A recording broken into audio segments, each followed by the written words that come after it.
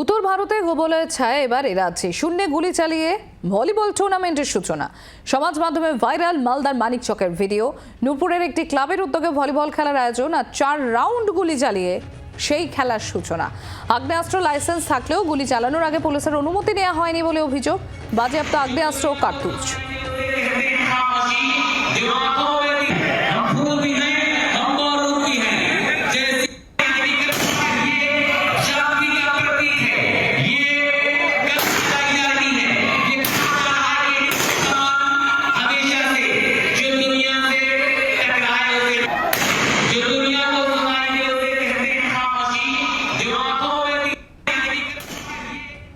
রণজয় সিংহ আমাদের প্রতিনিধি রয়েছেন আমাদের সঙ্গে। রণজয়, প্রকাশ্যে সেখানে শূন্যে গুলি চালানো হচ্ছে, যদিও সেই বন্দুকের লাইসেন্স আছে বলে জানা যাচ্ছে, কিন্তু প্রশাসনের কোনো অনুমতি নেই। একেবারে তাই। সম্প্রতি যে ছবি ভাইরাল হয়েছে সেই ছবি দেখার পর কিন্তু প্রশাসনিক কর্তারা মুখে নিশ্চুপ হয়ে গেছেন।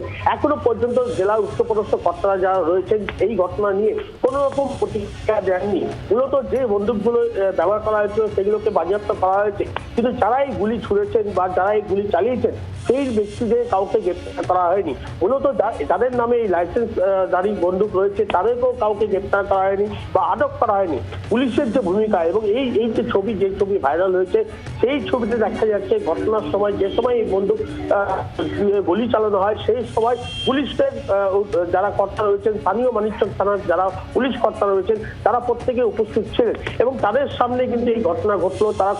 তারা কিন্তু বাধা দেননি বা এই ঘটনার সঙ্গে যারা যুক্ত তাদেরকে আটকানোর কোনো চেষ্টাও করেননি। মূলত যখন ছবিটি ভাইরাল হয়, যখন বিরোধীরা এই বিষয়টি অভিযোগ তুলতে শুরু করে, প্রকাশ্য দিবালোকে প্রকাশ্য সন্ধ্যাবেলায় এইভাবে যখন গুলি চালানো হয়েছে, সেই গুলি চালানোর ঘটনার অনুমতি নেওয়া হয়েছে কিনা সেই বিষয়টি যখন প্রচার হয় তখনই কিন্তু বিষয়টি জানাজানি হয় এবং তারপরে কিন্তু উচ্চপদস্থ জেলা কর্তারা এই ঘটনাস্থলে যান এবং এই বন্দুকগুলি বাজেয়াপ্ত করেন। কিন্তু যারা এই ঘটনার সঙ্গে যুক্ত, যারা এই ঘটনার মূল দায়িত্বে রয়েছেন তাদের কাউকে গ্রেপ্তার করেননি, এমনকি তাদেরকে আটক করা হয়নি। এবং এই ভলিবল প্রতিযোগিতা হয় প্রতি বছর কিন্তু নূরপুর এলাকায় মানিকচক থানায় এই ভলিবল প্রতিযোগিতা হয়, কিন্তু এইবার প্রথম দেখা যাচ্ছে যে আগ্নেয়াস্ত্র নিয়ে গুলি চালানো হয়েছে।